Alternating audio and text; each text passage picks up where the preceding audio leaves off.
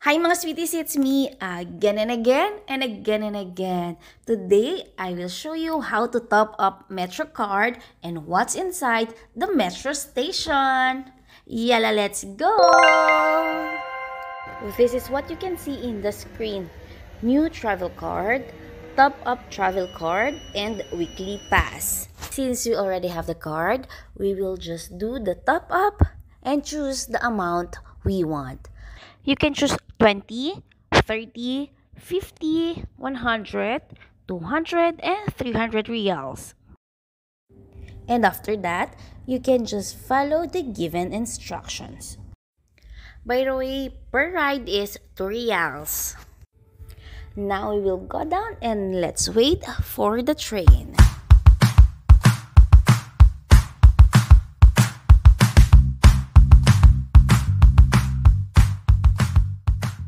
And now we are downside. This is what you can see while waiting for the train. Yes, it's clean and spacious. The trains can cruise at up to 100 kilometers per hour and are fully equipped with CCTV and public Wi-Fi systems.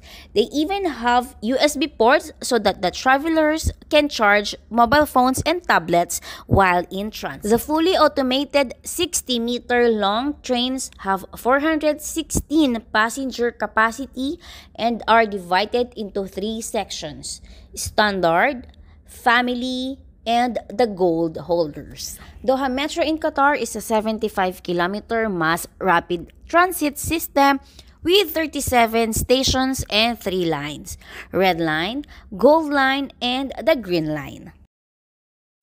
And now that we're inside, this is for gold lane, for family, and for standard.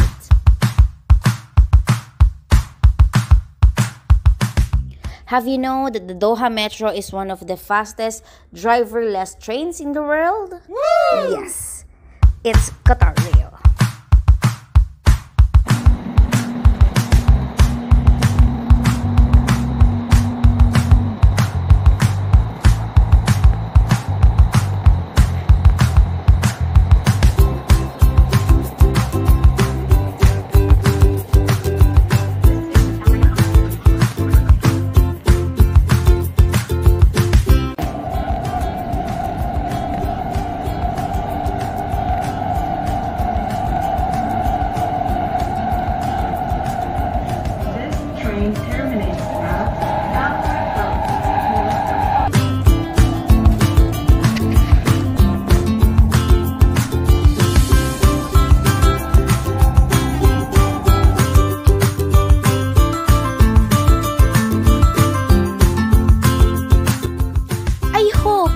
Enjoy staying with us.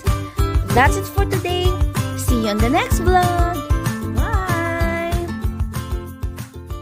Shoutout nga pala sa pinsan kong napaka-pogi dyan sa Santa Cruz, Bacnotan, La Union, Kuya Buboy. This is for you! Magpagaling ka! See you soon!